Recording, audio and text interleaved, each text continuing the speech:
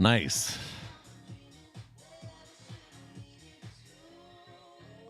Check, check, check. 1, 2. Hey.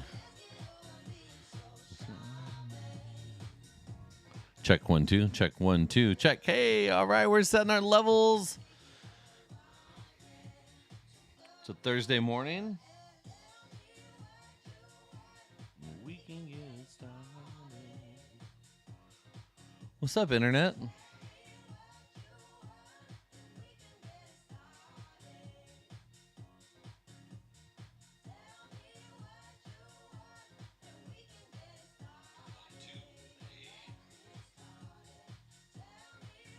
Sweet.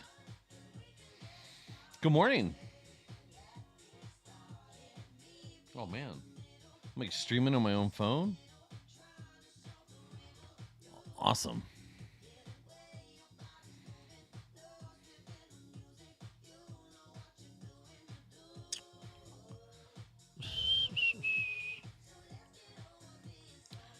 What a happy morning, man. What a week, dude. What a week. You know, it has been it's been a crazy last couple of weeks. I've been out of the office, getting a lot of stuff done, getting a lot of work done, having a really good time.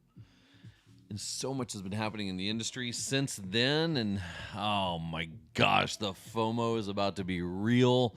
Kicking in. WLPC Prague is coming up. Oh boy, I'm not going to be there. Already getting the text messages. So I hope everyone who's going to be out in Prague has a spectacular time. Looking forward to seeing the posts and the comments and all the great data that's going to be coming out of that. It's going to be pretty awesome. Let's do this. Give me a second. There we go. Let's try and change this input real quick. Make sure this is working. I missed the last couple live podcasts. I guess I hopped on LinkedIn at the right time today. It's been a bit of forever. Drew, how have you been? Josh, I'm doing good, man. It has been. The last couple weeks have been really nutty, but good. You know, I'm glad that the majority of the people that listen to us are people that know me or that are friends. So it's always a good time. It's been crazy. Let's start with that. Let's talk about what's been going on. I got to produce the Wi-Fi at a VIP section called the Palm Tree Club for an event called the Palm Tree Music Festival last weekend with John Mayer and Kygo and Sophie Tucker. And this was an event that took place in Santa Barbara, California. And it was at the polo fields of the Santa Barbara Polo Fields in Montecito. It was in Montecito where one of the princes, Harry, William, I'm not up to date on the princes. The one that's married to Meghan Markle, that one. Apparently he was a polo player there. Didn't see him. That's okay. But I got to go help out with the Wi-Fi there, and it was pretty neat. It was an interesting event. A couple thousand people showed up for it, and it's a pretty high-end event. It's called Palm Tree Music Fest, so if you look them up online, you can see what they do. They produce events all across the United States and in these fancy areas in the Hamptons and in Napa and in Montecito. And so we got to provide the Wi-Fi out there with Eero, set everything up, got it up and running, supported, I think in our section there were like 50 tables of 10 people each or something, all jumping on, watching John Mayer do the John Mayer thing. You know, I'm not a fan. I'd never seen him live. That dude can play the guitar, I'll tell you that much. That was pretty neat. But lots of lessons learned there. You know, it's fun to continually go out and learn about the way that people do things. And so I wanted to talk a little bit about that. Worked with a group out there that was that they used to produce these events all across the U.S. and in different places. And one of the guys that was out there with me did the Wi-Fi at Burning Man. So I got to learn a little bit about what they do at Burning Man, what goes into that, and how long it takes. But for the nerds, I'll tell you real quick, the back end of it was we had two circuits that were delivered, 2 gigabit per second circuits that were out there, one 1 gig and one 2 gig circuits. And then those circuits were connected into a gateway. And then from that gateway, they branched out into point-to-multipoint 60 gigahertz. And so it was 60 gig connecting the stage area, the artist trailer area, the VIP section, some of the merch, you know, stuff like that was all connected in via 60 gig. These little devices, they're about this big. And it was neat the way that that he did it, because you always learn something from from watching someone else do a deployment. And in this case, it was neat to see what he did is he raised up the flag, these like extendable poles, like almost flag poles, and then at the top put big orange flags on them, so you could see all across the park. You could see wherever the orange flags were, there were connections that were taking place. And, I can only imagine that comes with having done that hundreds and hundreds of times to make sure that you figure out the easiest way to figure out where your points of presence are. And, overall it worked pretty well. There were some issues with one of the devices was on some of the staging. And so when people would walk back and forth, the thing would just wiggle around back and forth. And so I think that created a couple of issues. But for the most part, it worked pretty well. And it was a quick and rapid deployment. And then from there, we branched off into into a power over Ethernet gateway, and from there into access points, providing access right there in the VIP section. But it was a pretty simple deployment, and just from point to multipoint, and then back into by fiber, and then connected to Wi-Fi on the front end. So I'm curious if you've ever done events. What you've learned from doing events. Channel utilization was through the roof. 5 gig was super high up. Up higher into the spectrum was crazy. No outdoor 6 gig that I saw that was deployed there. And then 2.4 is pretty trashed, as you can imagine. And the tools that I used when I was out there this past weekend, I have my go-tos in my kit. But what I used a lot of on this one was Wi-Fi Explorer Pro, obviously, and connected to the OCM device for 6 gig scanning and for 5 gig scanning. So it was that was the most simple kit I think that I'd used in a while, where I just used my laptop as the main hub for everything. I didn't fire up any of the other spectrum analyzers. I was only doing 2 and 5 gigs, so I didn't need anything crazy. Channel utilization gets reported on the dashboards of the Eero access points I had deployed out there, so I was able to see that. But there wasn't any crazy troubleshooting that was going on, because it just did what it was supposed to do. So it was great to be out there using some simple tools to get a network done as simply as possible, and stand it up and ran it throughout the course of the event. It was really cool. It was a lot of fun. And then I got to see John Mayer, which I had never seen before. So there was that. Let's see. Outdoor large events are wild. Everything is temporary and comes together at the last minute. Really fun to deploy and support. Yeah, they are. It's one of those where it's like, it's fun until something breaks. Luckily it's, if you've done it enough times, you have it down pat, right? You know exactly what to install, how to install it, and what to do. The one thing that was a variable that we were not expecting, or two things that were variables. One is a crazy windstorm came in and actually knocked the main mast of that 60 gig point to multipoint over. And then the second was there was a polo match the day of the event. So the whole morning was taken up by a polo match. By a polo match at the polo fields in Santa Barbara, Montecito, you say. So that was pretty interesting to see the crowds. You had a polo crowd on one side, and then you had all these people that were like festival goers on the other side. So that was pretty interesting to watch. But overall, it was a pretty neat event. Not the first live event I've done, not the last live event that I'm sure that I'll do. But that one, there were no big major challenges. It was like a mini Coachella. So you're sitting in the middle, same concept, right? You're sitting in the middle of a polo field, and you got to stand up a network for a couple thousand people, and then tear it all down and pack it up. And obviously, setting it up took about, took a couple hours to get everything set up, but mostly running cables and making sure power was where it needed to be. And then tear down took like 10 minutes. Threw everything in a plastic, case, a big nanic case, and then shipped that thing off. But it was a great show. It was fun to be a part of. And coming up, I've got some really fun stuff coming up. I'm doing an overnight install. I like those where the business operates during the day, so we've got to shut down and do everything at night. So that's coming up next week. I'll be at the Wispapalooza event next week in Las Vegas. So it's going to be really cool. And if any of you know me from the old Wisp days, it's going to be neat to see some old faces that are out there and be a part of that event. So I'm showing up Wednesday morning, and I'll be there Wednesday, Thursday for Wispapalooza. So it'll be good to see some old faces out there in the crowd, some people that I haven't seen in a while. But that's coming right on the heels of a really neat install that I'll have more details about later. What else we got going on?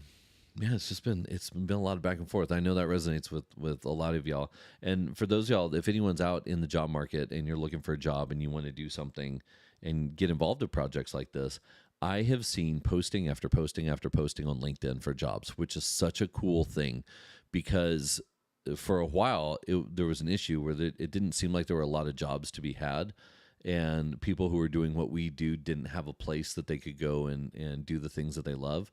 And I just keep seeing so many jobs posted online.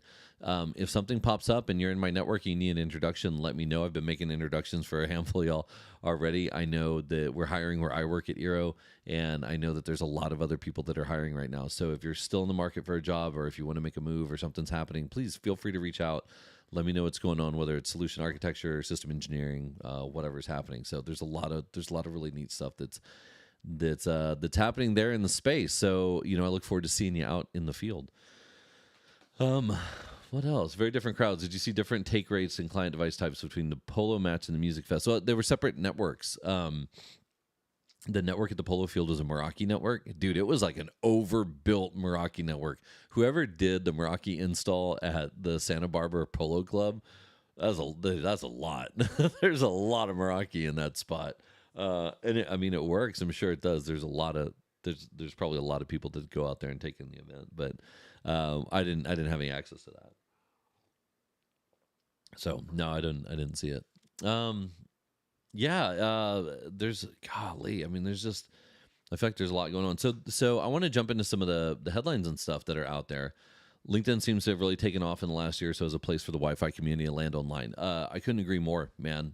Really, that's, for a while we were all on X or Twitter at the time, X at the time, whatever it is, and a lot of us have moved past that. I posted something the other day, like yesterday. I wanted to see if anyone had an invite code to Sora. So if you have an invite code, let me know, because there's some funny stuff that I want to make.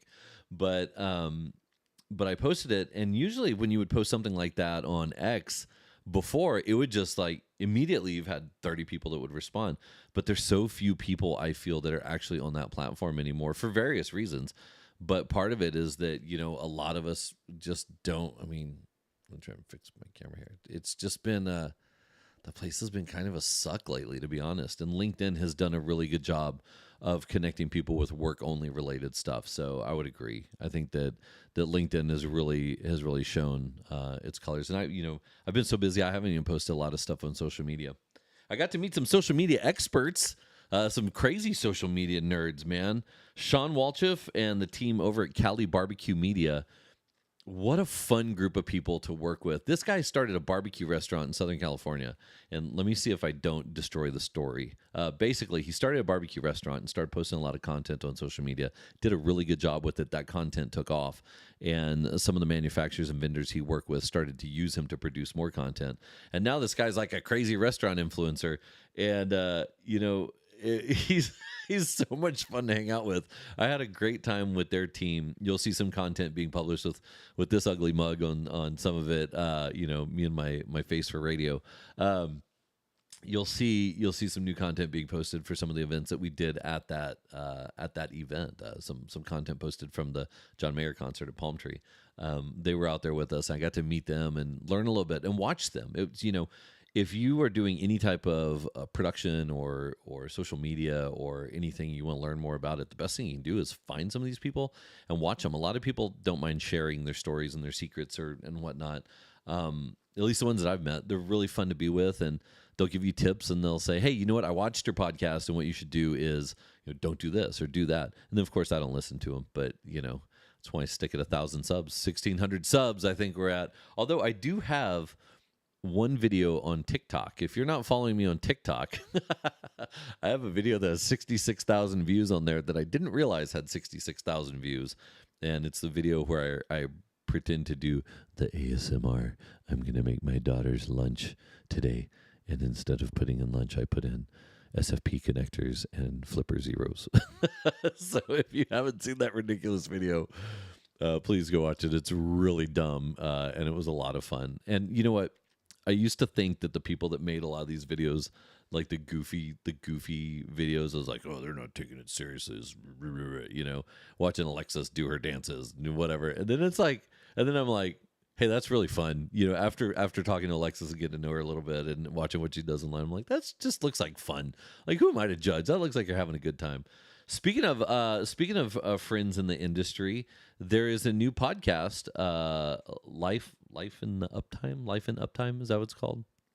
I don't know. There's a Kevin Nans and Alexis have a new podcast on the Packet Pushers Network. So go take a listen to them. They're going to be interviewing and talking to people about how they got where they are and what they're doing, and how, maybe sharing some stories about how that's getting there. So kudos to them for launching the podcast. And it was funny to listen to the first episode and then watch some of the outtakes where they're like, we suck at this and we don't know what we're doing. You know what? Everybody sucks at it, and nobody knows what they're doing the first time they cut one of these things. I've been, I don't even know how many episodes I have out now, and nobody really ever really knows what they're doing unless you hire a full production team to do everything. So kudos to you guys for kicking it off. I'm really looking forward to seeing and hearing more. It's a fun one to listen to. Packet Pushers does a really good job. There's lots of great content on that network. JJ's got a podcast. Keith has a podcast. And now Alexis and Kevin have theirs on there too. So kudos to you guys for doing that, and to Packet Pushers for kicking that off. But yeah, it's the guys from Cali Barbecue were a lot of fun to hang out with. So if you ever need a good contact in the restaurant space, you need someone to shoot some video or do some media, the Cali Barbecue team is pretty dope. All right, let's see. What do we got going on? There's a few things I wanted to look at here, and what I started to do, not for full transparency, I started to run all these little scripts on ChatGPT and Anthropic Claude, and just trying to scrape and find news and see if there's a better way to do it than what I've been doing historically in the past, which is RSS feeds, because I love RSS feeds. But then at one point I was like, Drew, you're a moron. You could be using AI to look through those RSS feeds for you and pull out things that you wouldn't normally talk about. So I have this. I'm trying to learn more about the way that I get information about what's happening in the industry, and some of it's kind of lame, but important. like there's no fun, I don't think, in talking about it, but it's still important. Such as item number 7: enterprise wireless LAN market jumps 16% in quarter 2, and Wi-Fi 7 shares double. It sounds like a lame headline, but then you realize that that's the industry that we all work in. Del Oro, our good friend Sean, reports that the enterprise wireless LAN market grew 16% year over year in Q2 of 25. Driven by a jump in Wi-Fi 7 adoption, shares doubling from 13% to 26%. The pace of Wi-Fi 7 uptake signals that many enterprises will need to plan for mixed generation deployments, new APs, license models, and interoperability challenges. A good talking point here, it says that I should use, is creating upgrade paths, where to inject Wi-Fi 7 without disrupting legacy clients, cost versus benefit, when is the performance or features of Wi-Fi 7 actually justify the spend? I don't know. These are questions for the audience, I guess you will. But definitely keep an eye on monitoring and analytics tools to ensure that diagnostics can support those multi and mixed generation networks. Qorvo Wi-Fi 8's, quote, ultra high reliability, quote, of focus signal shift in next generation direction. So there was an interview about Wi-Fi 8 and what it consists of. And it's time, I guess, to start talking more about Wi-Fi 8, reliability, coordination between multiple access points, interference management, real-world performance peaks. This is the whole mission-critical, latency-sensitive, buzzword, deployment of what Wi-Fi 8 brings to the table versus what was seen in Wi-Fi 6, 6E, 7. Now 8 is focused on ultra-reliability. So that should be coming out. So look for that interview from Qorvo, Qorvo. That's happening. Check this out. I don't know how to say it. I should have asked ChatGPT how to say it. Legiro, Leggiero. Legiro introduces an analog backscatter method that embeds analog sensor data into Wi-Fi CSI measurements in real time without using a microcontroller, achieving ultra low power and maintaining Wi-Fi throughput performance using backscatter. Wi-Fi backscatter. Fantastic. This is a path for passive sensors, battery-free sensors, are the ones that just have the little loop in them, to piggyback on existing Wi-Fi infrastructure without degrading performance. For large-scale IoT sensing deployments, this might shift how we integrate sensors with wireless LAN. So the analog embedding works by it's transparent to Wi-Fi, and it works by offering backscatter power to some of these sensors that are out there. The sampling rate, the noise is there. Interference is still going to be an issue, especially with Wi-Fi, and then overall sensor fidelity and making sure sensors work the way that they're supposed to. It might have some issues right now moving into it, but it's something to think about if you're designing a network, the future of what Wi-Fi is going to bring, not just for Wi-Fi data, but for all of these other things, which leads me into Doppler radiance field-guided antenna selection, which I'm not going to talk about yet, but what I am going to talk about is 802.11bf, multiband passive sensing. This is reusing existing Wi-Fi signals for sensing. Now, I got to set my little screen share so you guys can see what I'm looking at here. If I tap this button right there, and that's not going to go because now my freaking Stream Deck isn't working the way that I'm supposed to. Give me a second.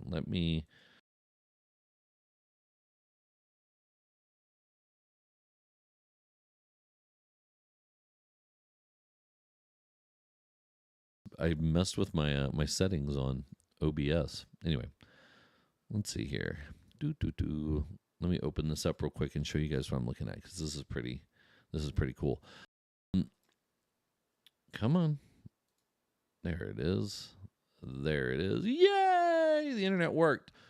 Multi-band passive sensing, reusing Wi-Fi signals for sensing. So this is something that just went through IEEE, and IEEE covers it. And let me see, is this the link right there for it? Add the link anyway. So 802.11bf, what this does is this leverages existing Wi-Fi signals. And this is important to note because this does not interrupt your Wi-Fi service. It works. I believe there's chipset modifications that need to take place and absolutely firmware modifications that need to take place. But what's great about this is it's using existing Wi-Fi infrastructure and it's using these signals to do sensing infrastructure. Now, we've heard about this and we've talked about it. This was shown off at Wi-Fi Now. It's been showed off at WBA. A lot of people have seen this, but now there's a IEEE 802.11bf standardization effort has been formally submitted. Channel state information from sub 7 gig and millimeter wave enhances signal band passive sensing accuracy using a novel model called Milagro, right? Yeah, Milagro. The system demonstrates robust performance across different scenarios, including monitoring human presence in workspaces and tracking movement in corridors. Experimental results show how we improve the performance of single-band passive sensing approaches, proposing measures to mitigate potential risks. The system addresses key security issues. The work advances the use of Wi-Fi for passive sensing by reducing reliance on active sensing and extending the capabilities of low-cost, non-intrusive environmental sensing. So you can do this for home automation, remote health monitoring, security, people that are trying to break in. Here's all the deal. Gesture recognition, in-car sensing, localization, and object tracking. This is now a thing, man. It's coming out, and 802.11bf is in there. So I wonder who the first manufacturer to start to support this is going to be. Like, who's going to be the first manufacturer that says, hey, we're going to integrate this? Is it going to be enterprise? Is it going to be residential? Is it going to be small business? I'm curious where this is going to land. I would imagine residential. If you're thinking about security systems, I would imagine that this changes the way that security systems work for sensing. So, and we've seen demos of this before, but now that this is actually a thing, it's fascinating to learn about. I did ask the AIs right here about this, and I asked if it interferes with anything that's happening, and according to AI, it doesn't, which is pretty neat.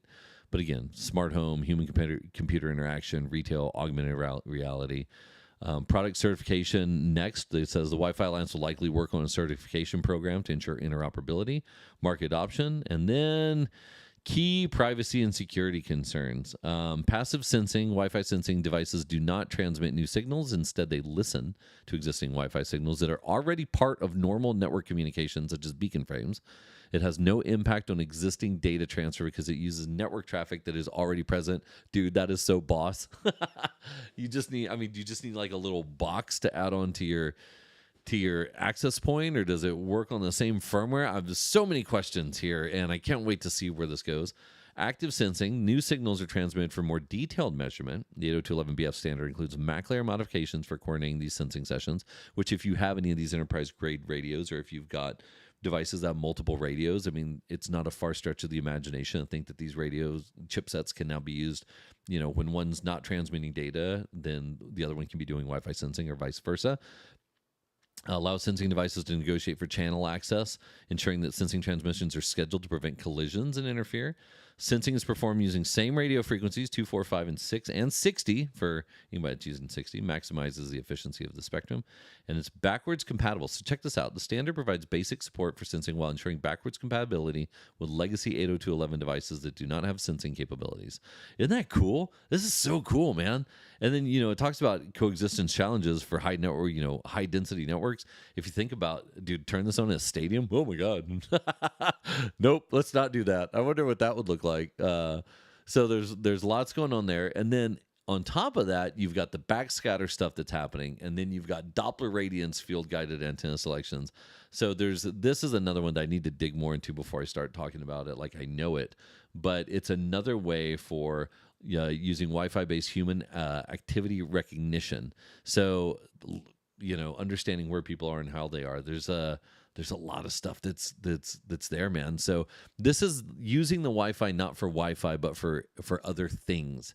And if we look at whether it's backscatter, using it to power devices, or whether it's using different types of antenna selections in order to find out where people are, now we're starting to see that Wi-Fi is becoming more and more just a critical part of the infrastructure that entire organizations and companies and services are going to be built off of. Because who's going to be the first startup in the sensing space that works with existing equipment manufacturers so that they can take that data and do incredible things with it, do people counting, do tracking, do telemetry, understand environments, work with groups like, what's one that does like all the motion sensing inside businesses to turn Schneider Electric. How are they going to leverage this thing to turn rooms on and off, to adjust based on how many people are there and change the thermostat? I mean, there's so much that's going to be built on things like this, where now that Wi-Fi has been fully established as a mechanism and a communications medium, now what else can you do with it, right? And along those lines, I'm having so much fun. You guys know what I've been doing with Signal Roam, watching Signal Roam grow and do some incredible things with Signal Roam as well, and using the whole YDAS component of it, and using cellular offload and being able to offload neutral host networks onto Wi-Fi so that you could take advantage of this robust Wi-Fi network that's been built to really offer high quality of service in venue and out of venue. You're just seeing all these things that are popping up that are Wi-Fi related but non-Wi-Fi related, and it's just so encouraging as we move into, I feel like, this next life of where Wi-Fi is. And part of that, right, to be honest, part of that is understanding that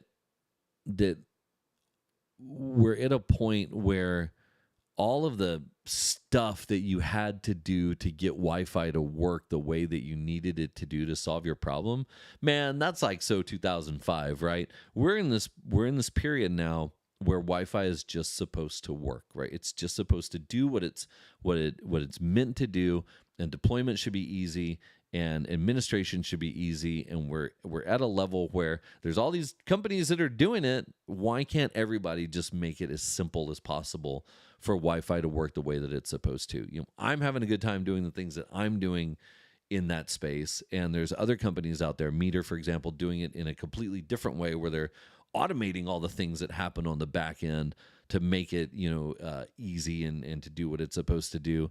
And I think that we're entering this period now where networks aren't the networks that they used to be. And I don't want to harp on AI too much, but really I love the idea that we're at this period where you can leverage simplicity and ultra reliable functionality of devices because of lessons learned with AI. And so when you take it, whether it's in home or whether it's in enterprise, when you start to leverage what the network can do once a network understands itself with AI, I think we're at this really cool period where everything is just supposed to work, and it does. In some of these deployments, it just does. It does what it's supposed to do, and that's really neat to see. I'm looking forward to the advances that are going to come out. I know Meter has their conference, Meter Up, coming up in November. The Meter Up conference is going to be really interesting to watch because there's lots of thought leaders that are going to be there.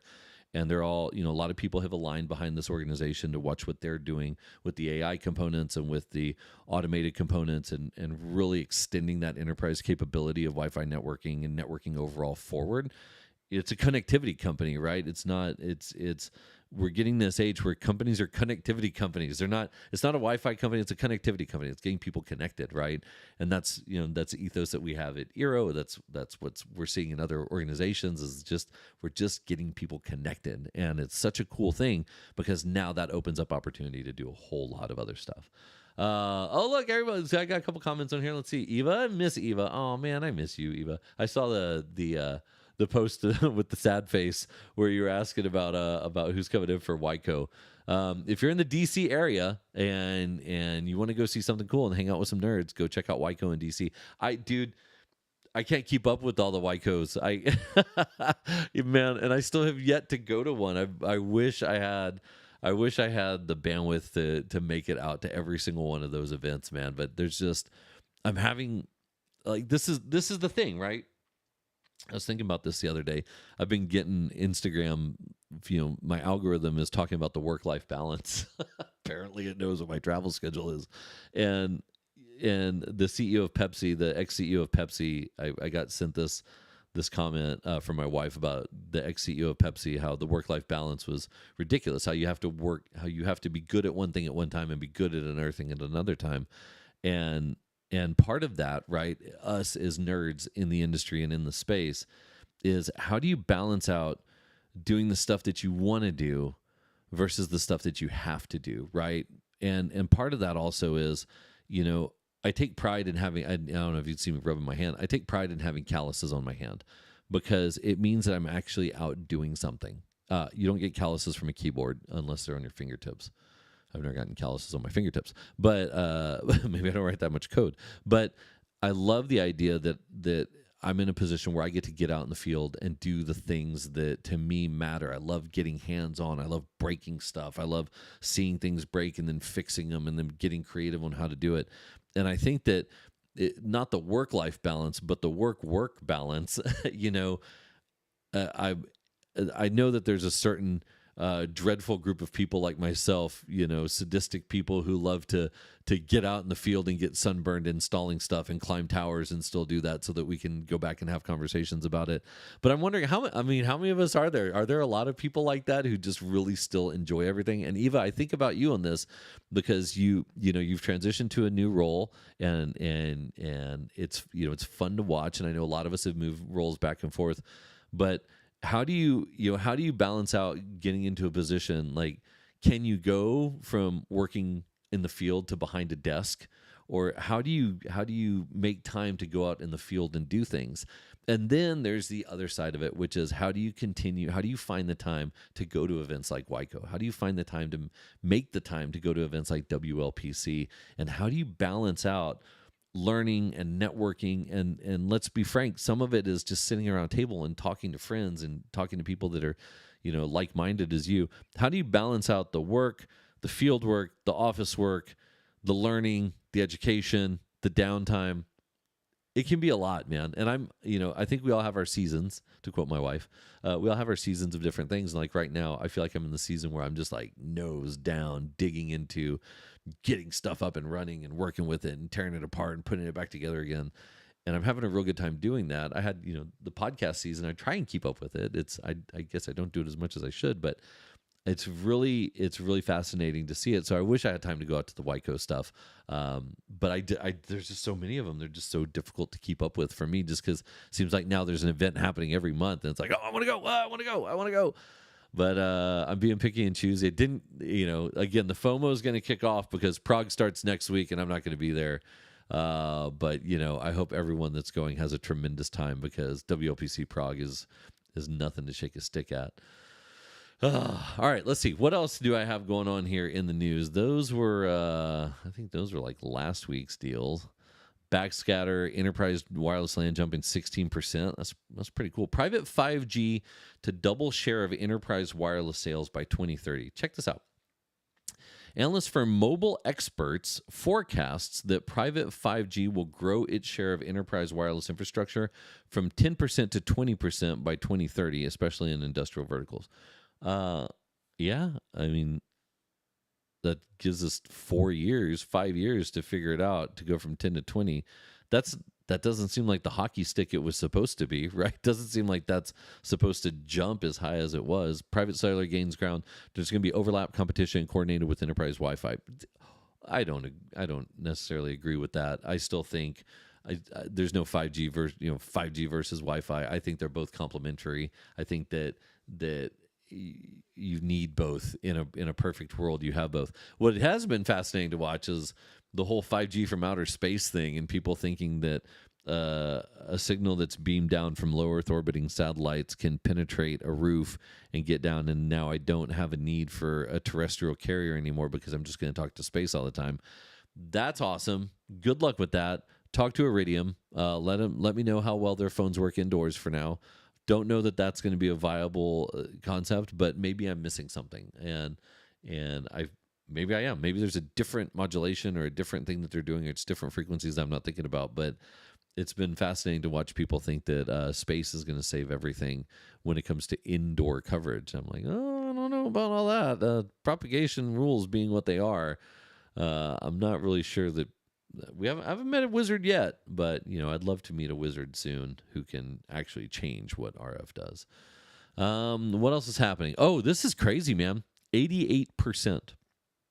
That is the number of FCC employees that are furloughed due to the government shutdown beginning October 1st, 2025, where it's October 9th now. The FCC has furloughed 88% of its workforce, halting non-essential functions, including licensing and equipment authorization tasks. The delay or suspension of approvals for new devices, access points, models, test labs, spectrum, validation, all of that is now slowed down. Procurement slowed down. Regulatory compliance checks are slowed down. Enterprise and service provider information is slowed down. I mean, what are you going to do? This is U.S. It's the U.S. doing the U.S. thing. Government shutting down. Physics is undefeated. No joke, man. So if you're trying to get stuff through the FCC, I hope you know somebody there, because right now with 88% of its workforce furloughed, that's crazy. We still don't know how long the government shutdown in the States is going to take, but now's a tough one. I was reading an article this morning about how travelers are rethinking a lot of air travel because air traffic control is being affected and furloughed by this whole thing also. And I've got like 3 flights next week, so I hope it doesn't hit me too hard. Those are some of the news items that were taking place. What else? Cambium Networks cranking out new Wi-Fi 7 APs and wired access gear. This is part of that whole Xeris thing. And dude, the naming convention is just brutal. X755X. I don't know, man. This is a naming convention is just tough. Enterprise WLAN market up 16%. We already talked about that. Check this out. According to Wi-Fi Now, so Klaus has a roundup that was cited here. He was citing Del Oro. So I'm going to talk about Wi-Fi Now, talking about Del Oro. 16% year-over-year growth. We already know that, doubling 13% to 26%. Ubiquiti, CommScope, Ruckus, Juniper all make gains, pointing to a bifurcation between cost-sensitive versus feature licensing premium. Okay. This to me is the fascinating one. Watching who's making gains in the space and having the Ubiquities and the Ingeniuses of the world growing in market share and having the other big contenders either staying stagnant or not growing as fast as they were supposed to. Cost sensitive versus feature licensing premium. Dude, we knew this was coming. WLPC 2 years ago, we knew this was coming. WLPC last year, we saw this one coming. There's a lot of questionable things that are happening in the quote-unquote big enterprise space. The Juniper, Aruba, HPE thing, the Cisco Meraki thing, how all that's playing out. If we're starting to see some numbers of how that's playing out, we knew that was coming, man. We knew that was coming. It's going to be interesting to watch people make equipment purchasing decisions no longer based on just like overall brand, not awareness, but with loyalty, brand loyalty. I think that we're in a spot now where it's giving rise to companies who you wouldn't traditionally think are in those spaces, or new companies that are coming into the marketplace where people just want Wi-Fi that works. They just want connectivity that works. And now there's enough variety in the marketplace where people can make decisions that aren't the same that they made and or that they would have made had all these companies maintained stability over the last 10 years, right?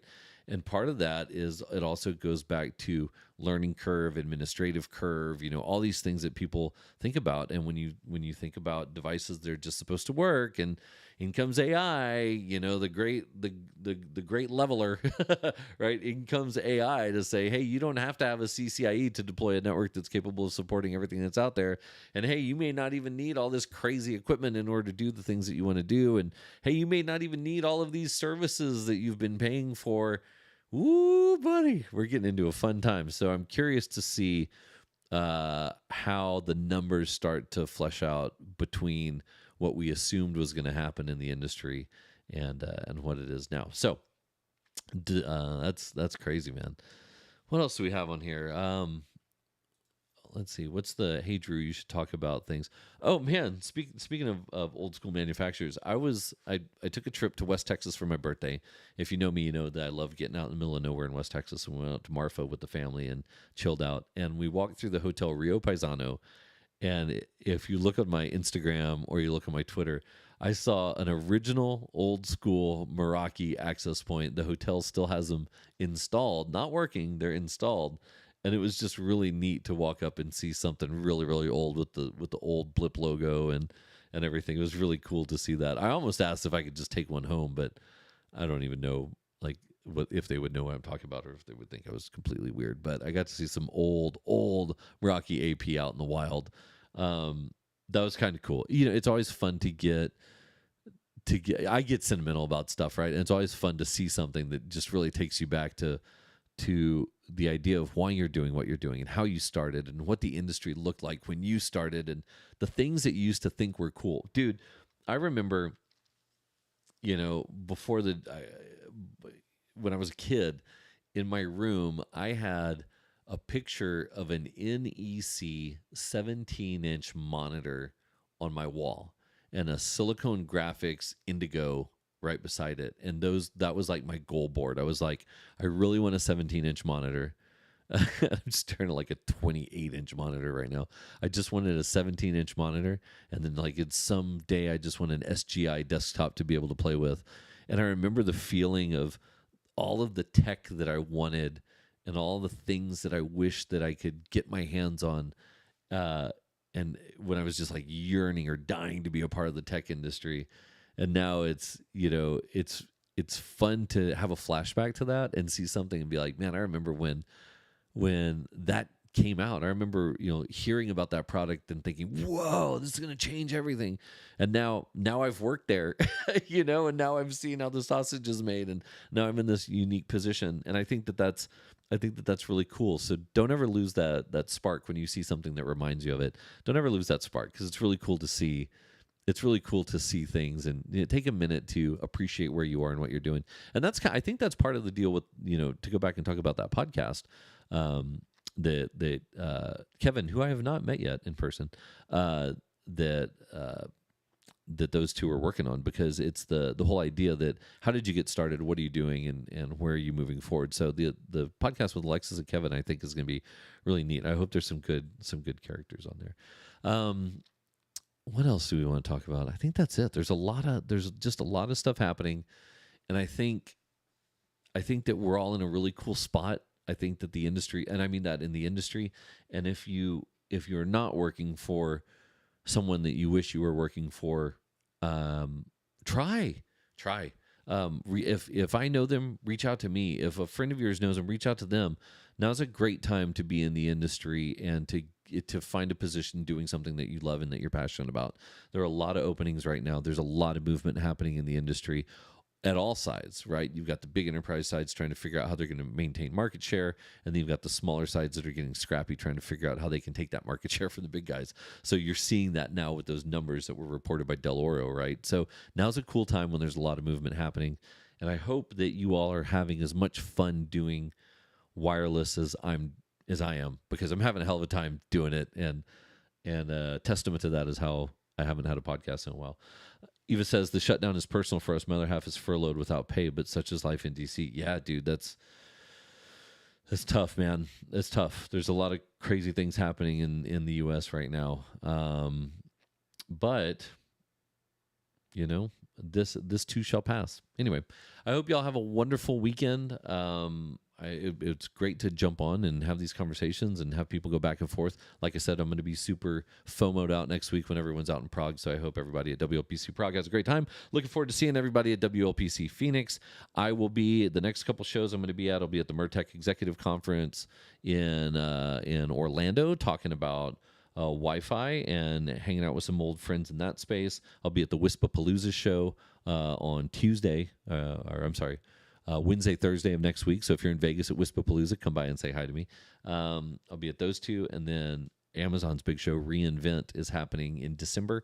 I'll be out there for that. If you are an Amazon customer, if you're doing stuff with Amazon, or if you're going to be at reInvent, drop me a note.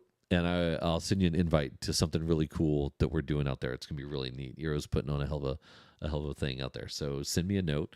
And then next after that is the crazy month of January. CES, National Retail Federation, my anniversary, one of my kids' birthdays, lots of stuff happening in January. If you've never gone to CES and you want to go and you're looking for people to go with, drop me a message. There's a little group of us that gets together now, and we go just walk the show floor and stuff together. So if you've never been to CES, you want to go see how all of the technology that we work on every day is going to be making its way into people's homes and into their pockets and whatnot, CES is the spot to make that happen.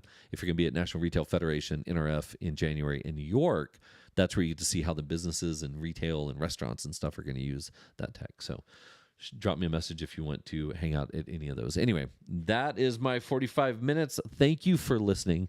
I do appreciate it. Lots of steady listeners, lots of people commenting.